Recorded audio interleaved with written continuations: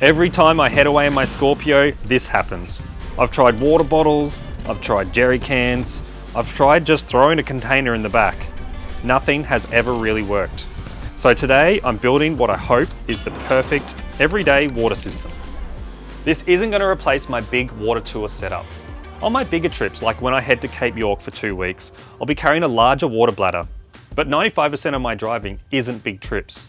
Most of the time I'm filming, heading out to the beach or doing a one-night camp. I've looked at plenty of options and I keep coming back to this. This is the Dometic water solution. They've got this 11-litre water tank that you mount in your car or you can carry it to the beach.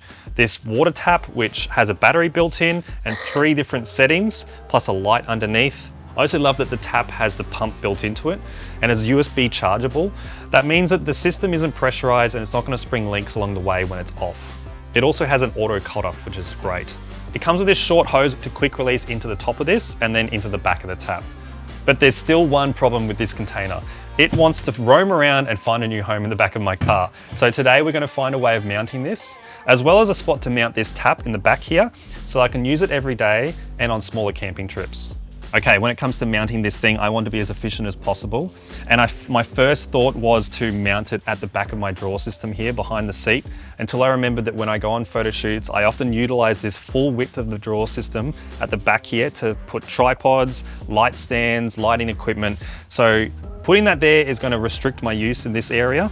So it's not the best spot. First inkling is to put it there because that's where I usually put my water containers on a camping trip, but if this is an everyday setup, I want to make sure I mount it somewhere that's not restricting this space. The second option was down the side here next to the drawers. Now, this is actually the perfect width and there's plenty of depth, and I can always cut the wood on the top here to slot it into place, until I realized that the height of this thing, when I measured it, collides with this armrest where the 3rd row of seating used to be. Now, I don't really want to take this out because I'm trying to keep the car as stock as possible. The idea being that I can take this drawer system out and put it in my next vehicle, whenever that is, hopefully the Vision S. But this option was out as well. Then I realized that my car is actually a 4-seater. And in the middle aisle here, there's enough room to be able to mount this thing. So with that in mind, I'm going to get started and put it in that location.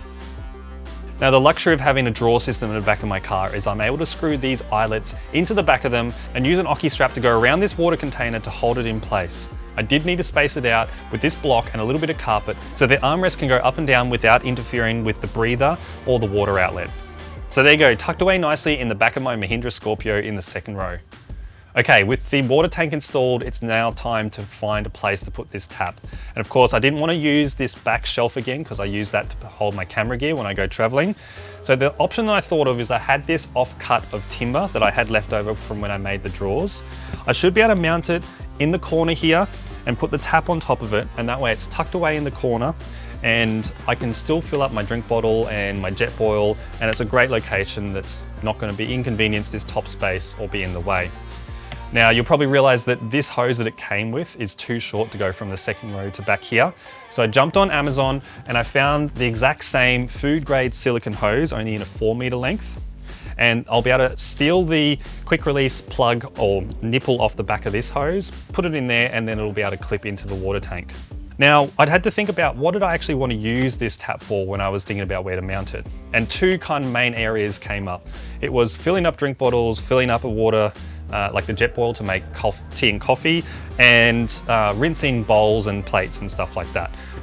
Back here is probably great for that, but when it comes to things like washing my hands or my kids' feet when they've got sand on it, that location is not going to be great because it's going to spill the water that you're washing those items with all over the back of the car. And that's where it dawned on me this wide piece that came with the silicone hose will be great. I'll be able to split the hose back here and have this length of hose that's left over that'll be able to run down the back of the car outside, and we'll be able to wash our hands and feet and it'll just fall onto the ground. The only thing I'll have to make sure I do is put a tap on the end of this so that it doesn't siphon all the water out of the tank. So with that in mind, I've got a bit of a plan. I'll be able to run this hose now and I'll get started.